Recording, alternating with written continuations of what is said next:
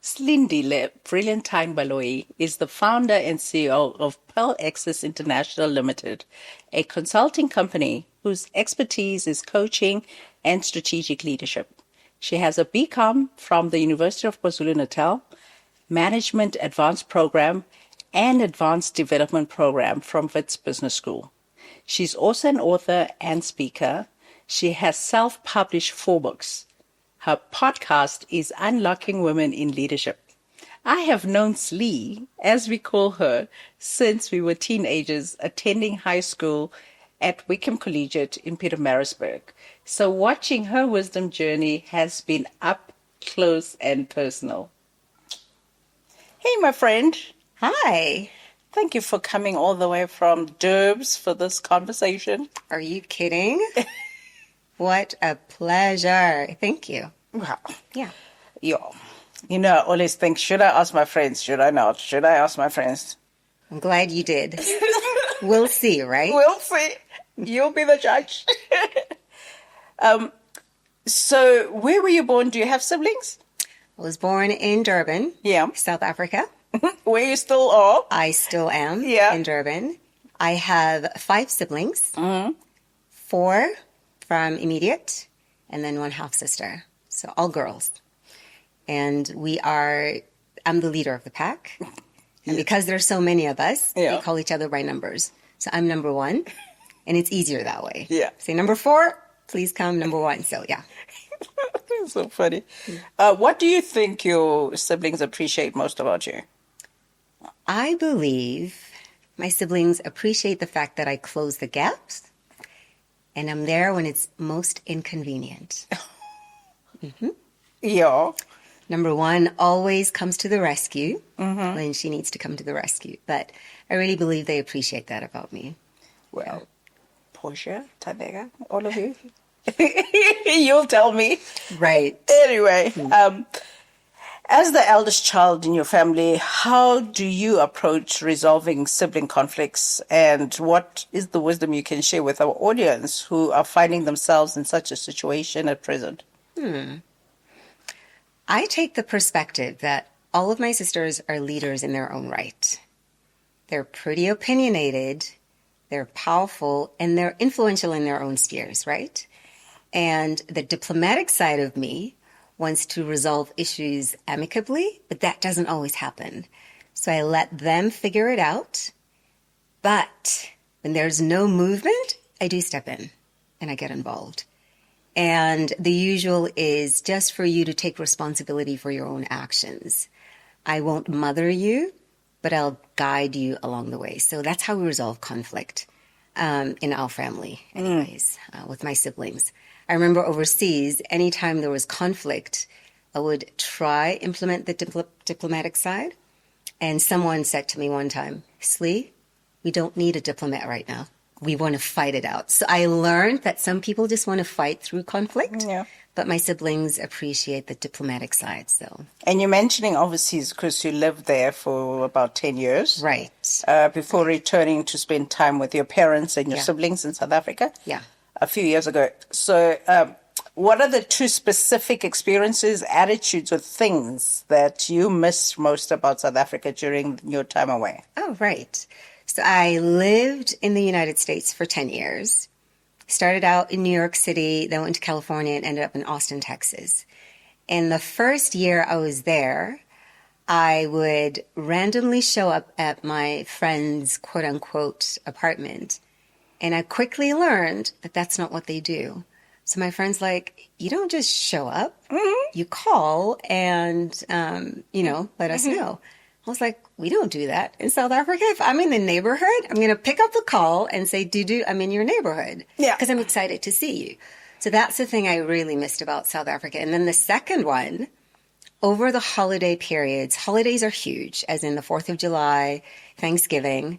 But South Africa celebrates December, so it's like festivities and that they don't care about that kind of stuff. So New Year's Eve, people were like, I'm going to bed at 10:30. I'm like, what are you doing? Like, who still goes to bed at 10:30 New Year's Eve? So in New York, so I got on a train and I just went to 42nd Street and I watched the ball drop until midnight all by myself because I refuse to go to bed at 10:30. I mean, just wait 2 more hours and then it's the new year.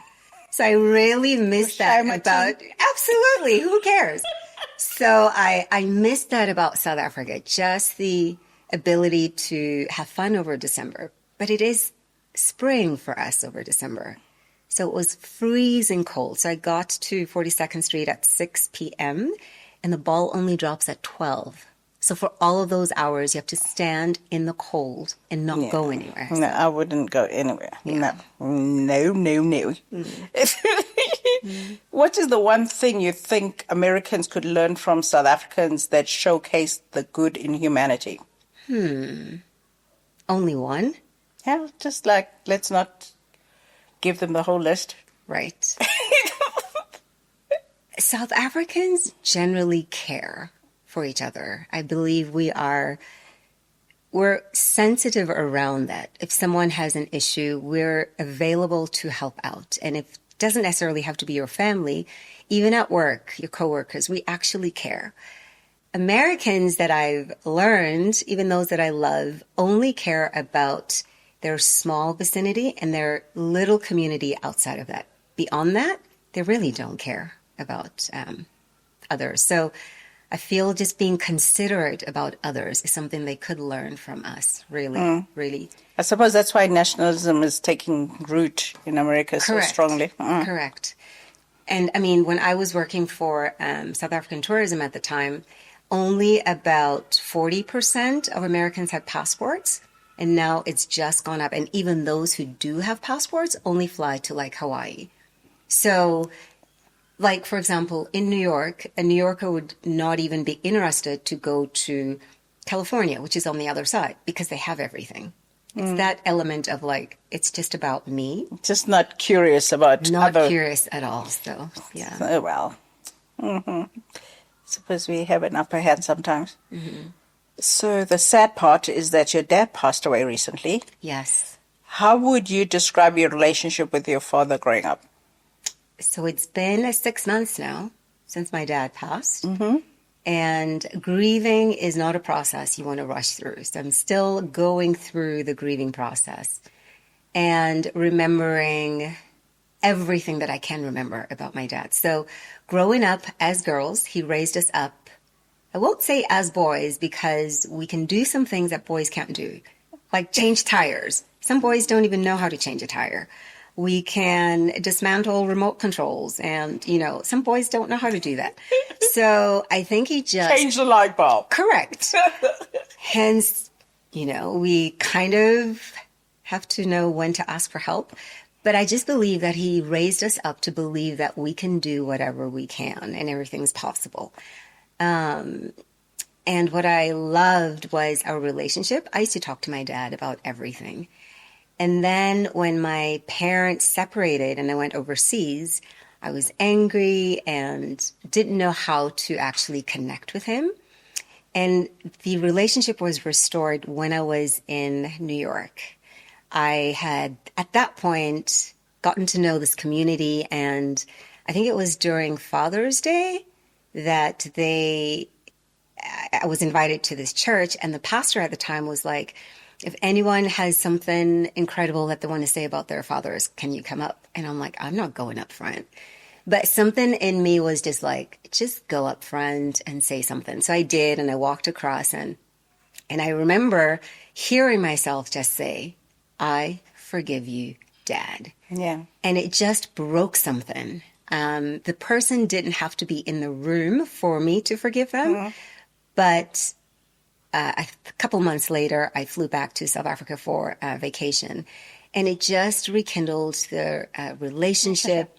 And we got to talk about his reasons for leaving. But it was just so restorative. So all that to say, in his passing, there was such a sweet kind of respect toward one another. And it's interesting to watch how, as adult parents age, how they then depend on you So that was beautiful to watch. So, yeah. Yeah. But that break did change your relationships with men a lot, didn't it? Absolutely. Because it wasn't just, I forgive you, Dad. It was, I forgive men for leaving women. Does that make sense? Yeah. So I just looked at my relationship with my brothers and my uncles and men differently after that. So, yeah. Because until I think I was trying to set you up, which I will not mention. Oh, please do not. I really then realized, because it's a wisdom we really don't talk much about. Correct. In terms of how the relationship with our father and what they do can impact how we then perceive men and the relationships we get into. Absolutely. Because until that time, I was like, okay, you are really, really affected by this. Yeah. Yeah. Absolutely. Absolutely. So, but at least you've healed. Yep. Yeah, that's good. Healed, moved on. And when you're healed, it's easier to spot when someone else is going through that and they're not healed yet. So, yeah, I just have more grace, I guess, for someone who's still navigating what forgiveness looks like towards men, towards brothers. Because when he left or separated, it felt like he was abandoning us. But he wasn't. Yeah. He was in a situation where he needed to figure himself out. And he then was in a new relationship. And he didn't know how to bridge that gap between fully loving and being present with his current wife and connecting with his kids. Yeah. And that's significant. I mean, I'm actually glad you brought that up, because that's significant in terms of trying to understand that journey. And as somebody, because a lot of us are carrying those wounds even as adults, that if your parents went through that, understand what potentially could have been going on for your father. Correct. So that you know he didn't leave you and he just didn't know how to navigate that space. And at the time, I mean, I was a teenager, but my sister was 7, the last So born. the impact is even more. Impact was huge, because then that responsibility came onto me, because I was just newly working. So all of a sudden, like, you know, your mom's going through stuff, but you learn a lot about yourself, and you learn, you know, the forgiveness process is a huge one.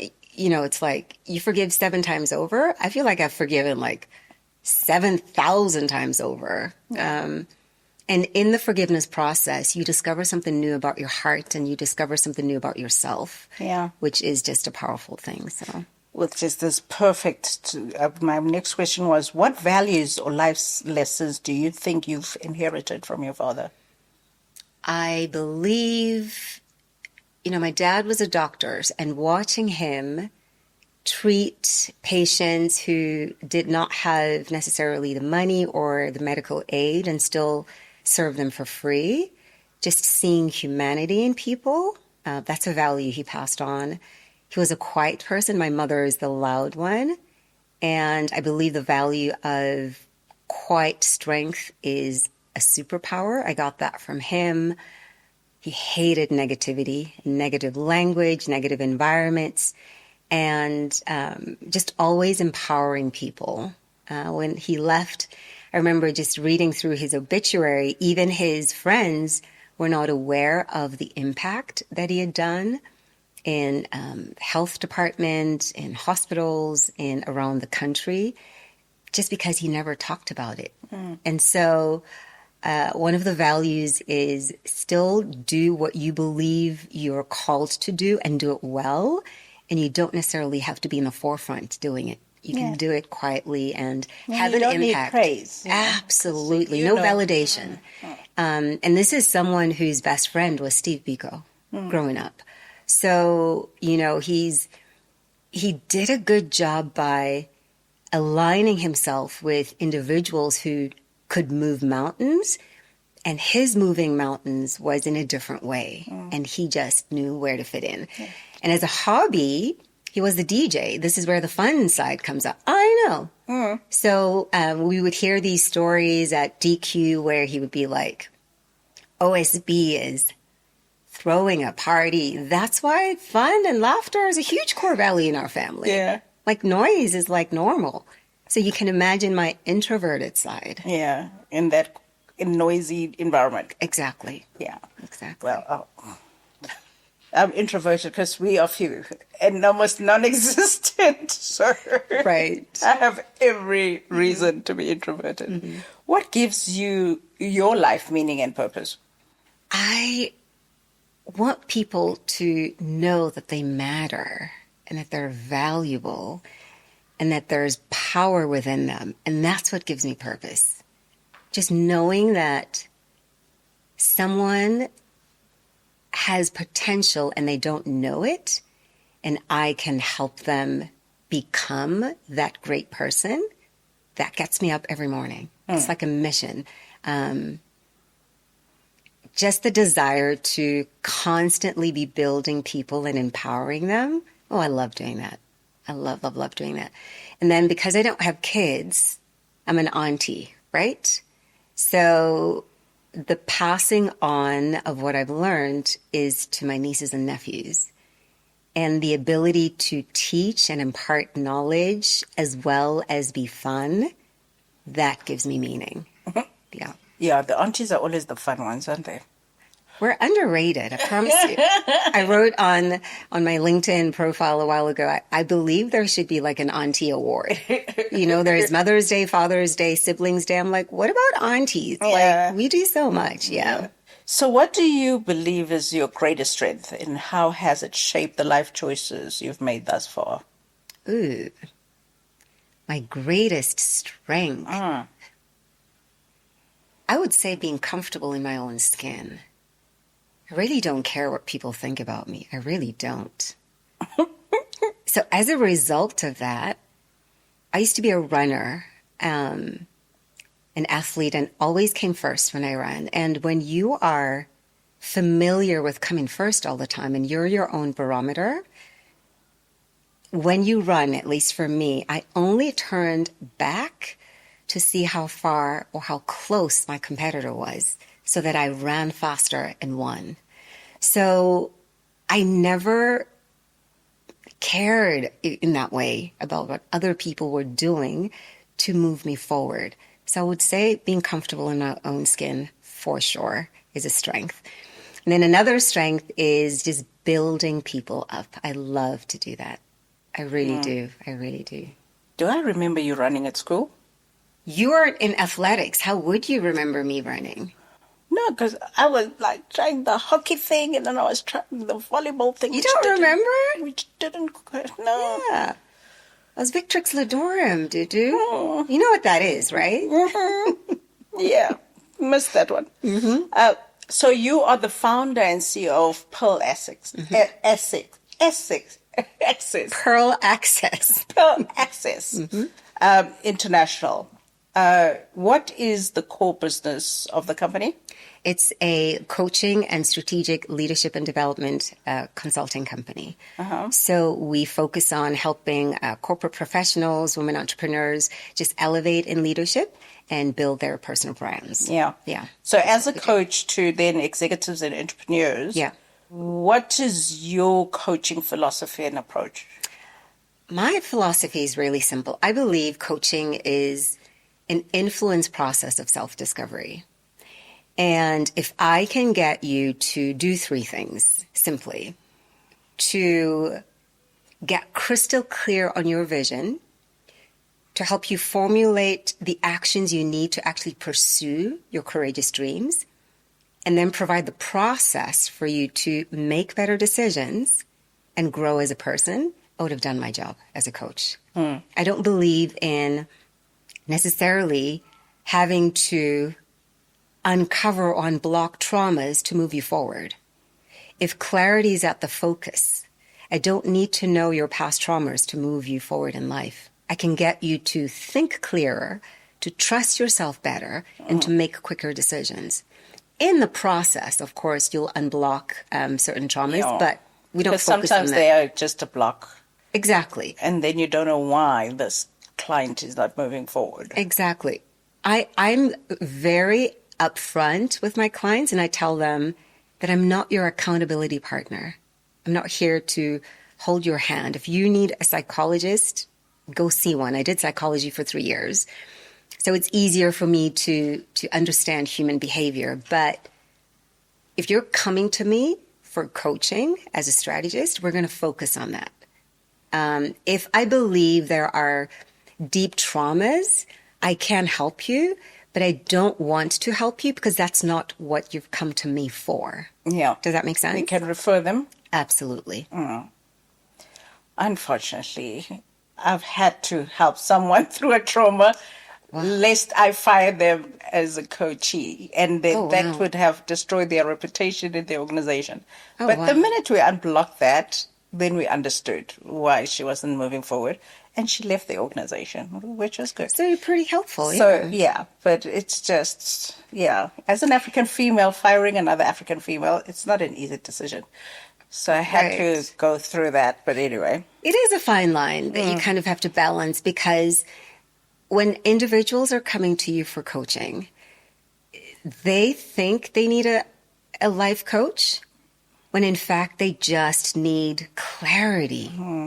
Does that make sense? Yeah, but sometimes just go and see a psychologist. Oh, yeah. Just work on the issues. Get a bunch of tissues. Tell yourself we're going to sign up for not 1 session, 6 sessions, and just go for it. Forgive people. I think a lot of people are just not forgiving. Forgive everybody. Forgive the pastor, forgive the church, forgive your auntie, forgive your siblings. Everyone. Honestly, yeah.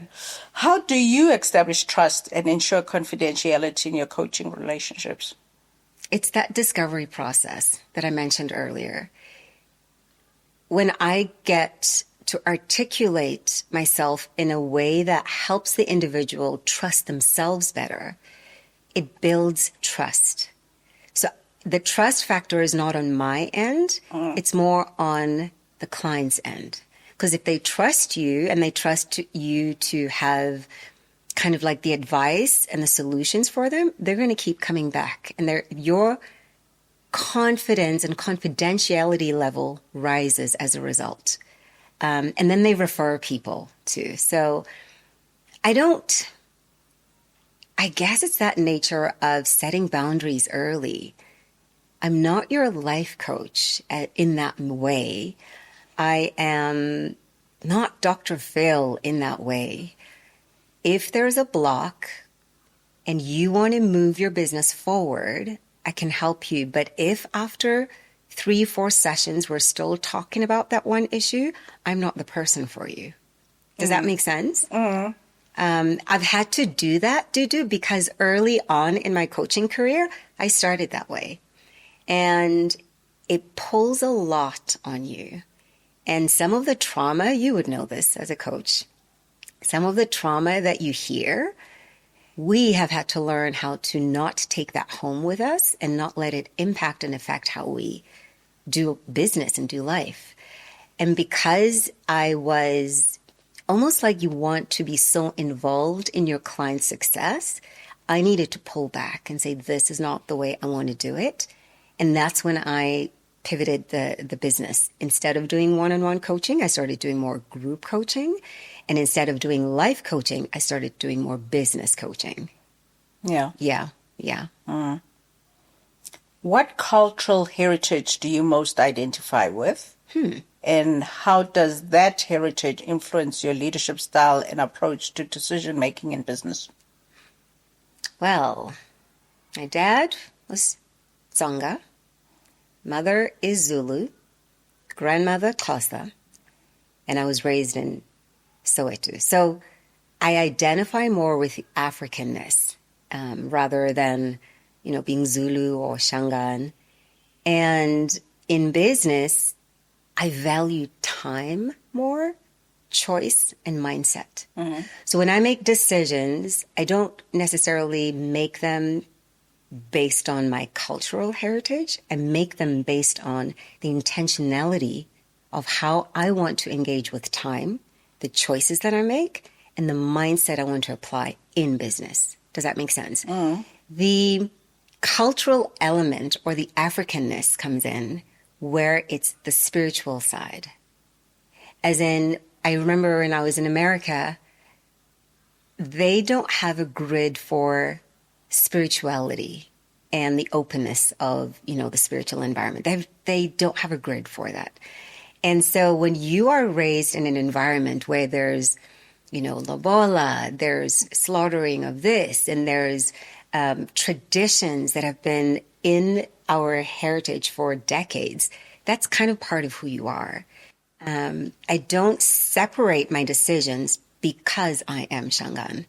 I base my decisions on what gives me more value and the longevity and the strategies that will go beyond who I am. Does that make sense? We did not speak Zulu at home. We spoke in English. And it was only when I got to university, believe it or not, where I was like, okay, I have no idea what people are saying here. So I didn't necessarily identify with that side. Does that make sense? It's only when there are weddings and events. And that's when I was like, wow, I want to dress up like that. I want to learn how to dance like that. So that side of the heritage I missed. And, in America, when you are in an environment where you're like the only Black person and the only African, you kind of present or represent South Africa. And I'd always wanted to learn how to sina. I'd never know how to do that. Exactly, believe it or not. Well, some of us did it in primary school. Well, I never knew how to do that. So it was one of my desires, believe it or not. And I remember this was in California, and someone had come up to me and said, there's a group of students that are starting in first year, and we would love to have like a cultural evening. And can you please do something? And the whole day I was like, what am I going to do? Other than sing, of course, I love to sing. And out of the blue, I started seeing it. I was like, my family should see this. I wish someone would. You should have made a video. I should have. Well, that will be something to watch. We'll see it in another lifetime. Yeah. What unique challenges have you seen faced by African females specifically in the business environment, and how would you recommend they overcome them? Unique challenges. There's so many,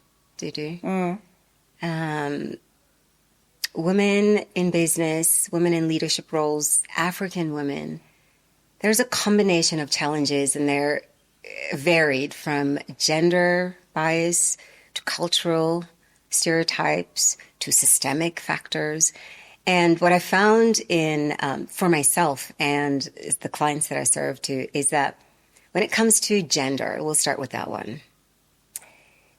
The women in leadership roles, there is a skepticism sometimes as it relates to their competency and abilities to lead based on ingrained systemic behavior about, perceptions of women. And that's generational, that exists.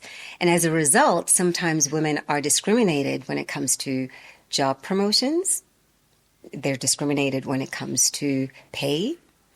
And of course, the patriarchal leadership society, where it's expected almost that decision-making was resolved to the men. The men were making decisions and continue to make decisions.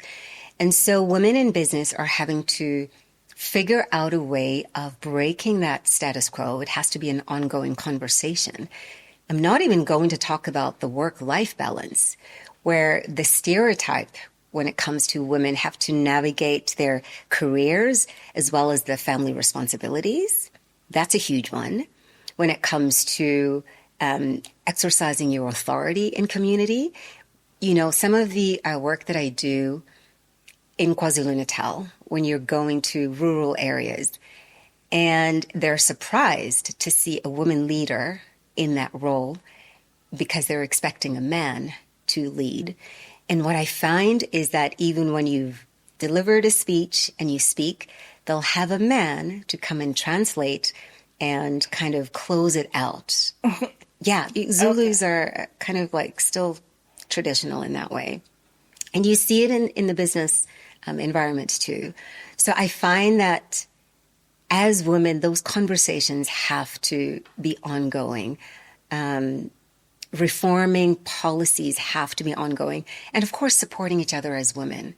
Because sometimes I find that female chairpersons sometimes are sabotaging their fellow women executives instead of being united to break the status quo when it comes to women in leadership. Like make life even more difficult. Correct. Unnecessarily. And they don't need to. Yeah. They don't need to. I think it's just an individual. That's why I always try and run away from the gender issue and say it's individual character. Mm-hmm. Because you may find it more commonly amongst a group, but you'll find that. And that's why I say we just have to heal as individuals, because it's your issue that is coming into the boardroom.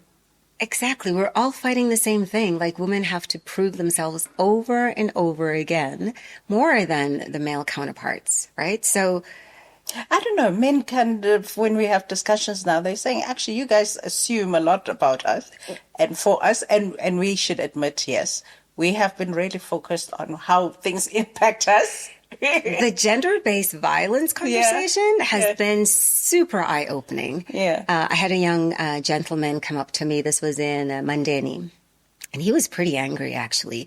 He was angry at the fact that the men in his life and the fathers did not tell him that his behavior around women was actually abusive. He saw that as normal because he saw other men do it, and he saw his father do it, and uncles. And when we would train around gender-based violence and, you know, what abuse looks like, it doesn't have to be physical. It can be emotional. It can be mental abuse. And he was like, thank you for opening my eyes, because now I need to, I want to be an advocate, and I want to train other men. Yeah. And then he said to me, please have more men in these conversations, because we need to hear this as well. Because we just assume, you know, they need to be engaged just as much. Right. You have self-published 4 books. Yes. Why? And what are the titles? Why have I self-published? Yes. All right. I love writing. Yeah. It is my superpower, my outlet. I love it. 4 books. The first 3 were written at a time when I was in California, going through the identity discovery process of who I am. The first one is called Goodbye Limits, Hello Breakthrough. The second one is called Someone Needs to Hear This. The third one is Unveiled, Born of the Spirit. And the fourth one is called Coaching Leaders for Impact. So I always tell people that I write books that represent the season that I'm in. And in this season, it's all about coaching and leadership, which I understand. Why self-publishing? First of all, is a dream of mine to one day own a self-publishing house here in Africa, here in South Africa, serving African writers and authors. The challenges that we face as South African authors, there's not a lot of indie bookstores that look like us. And so I don't want my books just in exclusive books or bargain books. I want it reached to everybody. And I want it to be involved in the entire process of self-publishing, from writing to editing to design to printing to copyright to pipeline to pricing. I just wanted to learn the entire thing, and I wanted to influence the entire process. So I did the research between traditional publishing and self-publishing. And self-publishing, by the way, is not supposed to be substandard in any ways. It shouldn't be perceived that way. And I think it's the marketing part that people worry about. Absolutely. Yeah. There's this misconception that when you self-publish, you're doing substandard work, you're going to be a broke author. There's a lot that goes on with that, and that's actually not true. There's a mindset shift that we obviously have to educate individuals. So that's the reason I got into self-publishing.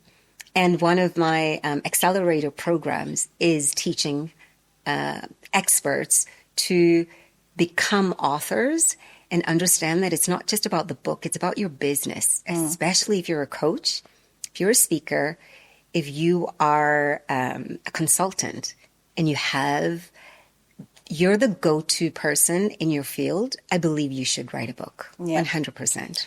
I know. I've heard. I'm going to keep it coming your way. Doing chapters in other books. Yes, okay, I will good. do my book. Okay, good.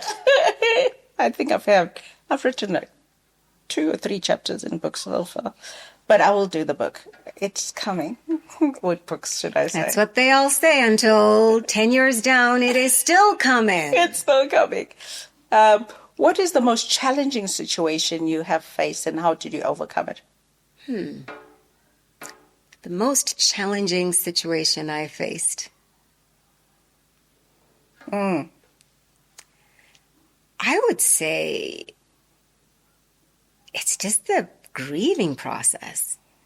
There's no book written about what to do and how to navigate your life when there's a loss of a loved one, whether it's a sibling. So I guess it's the challenge of discovering who you are without that individual or those individuals. That I believe is challenging from the personal side. From the business side is the entrepreneurship journey, as in being single, not married, being a woman business owner in an environment that is, from a South African context, there's a lot of tenderpreneurs out there. So a reliance on government for work and a reliance on your spouse backing you for funding. That's a challenge. And the way I overcome that is just shifting the mindset, because I don't want you to give me a proposal because I'm a woman. I want you to give me the proposal because I'm phenomenal at what I do and I can deliver value. Does that make sense? So I find that in this entrepreneurial journey, in the space that I'm in, that's a challenge. As an author in the cultural space, that's a huge challenge. Huge, huge, huge. Yeah. In what way? First of all, I don't want to go into politics, but in this country, sports, arts, and culture are one. Why would you want to combine sports and arts and culture? So having to navigate how you fit in as an author is a challenge, because what we're finding is that the funding that's been allocated from government is predominantly directed to sports, predominantly directed to tourism, and there's not a lot in the cultural space. And so you're having to fight for your voice to be heard so that you are in equal footing. Yeah. So okay. That's an area we don't talk much about. Okay. So that's an interesting one to explore further at some point. Yeah. What book would you recommend to our audience and why? Why not my book? Coaching Leaders for Impact. Other than my book. Because I will not be an author if I didn't say buy my book. Yeah. Other than my book, oh my gosh, I love so many authors. You know, Robin Sharma is good. Seth Godin is good. I would recommend Story Brand by Donald Miller. If you want to get clear on how to position your messaging on all your platforms, on your YouTube, Story Brand is the way to go. Okay. Yeah, it's a brilliant book. That's to note. Okay, thank you for that. So what legacy do you hope to leave behind through the activities and the roles you're taking on in this life? The legacy that there is more to your life right now than what you see. The legacy that life is a mystery. And what you leave has to impact not just yourself, but a generation that has yet to be born. I just believe that not a lot of individuals know how to dream long term like that. And some are afraid to dream because they've been disappointed, perhaps, because of the economy, for whatever reasons. But the legacy that I would love to leave is for individuals to know they shouldn't be playing small. It's okay to be super powerful. It's okay to be unique. It's okay to be you. But impact not just for yourself, impact for a generation yet to be born. It shifts how you approach life. It really does. So since You have to go back to Durban. I do. I do. Well, I lived and worked in Joburg for a long time. Yeah. A very long time. So we have to close our conversation. Oh, no. Yay. But what wisdom would you want us to stay with after this conversation that will enrich us as human beings?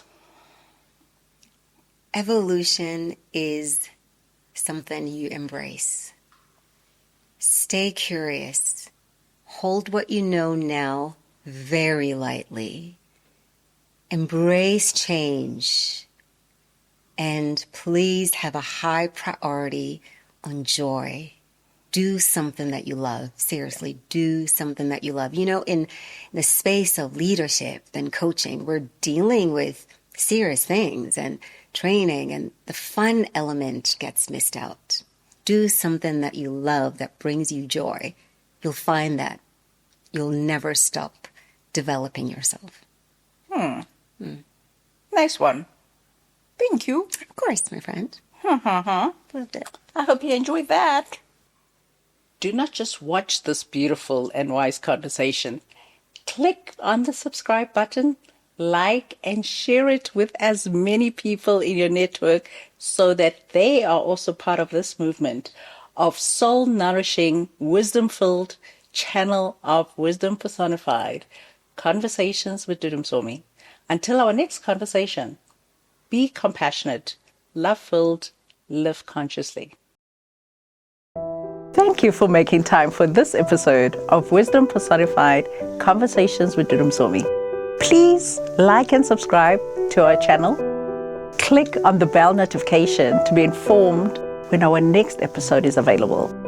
Wisdom Personified Conversations with Dudumsomi is also now available on Facebook Watch, Apple and Google Podcasts, as well as Spotify. Enjoy the wisdom journey.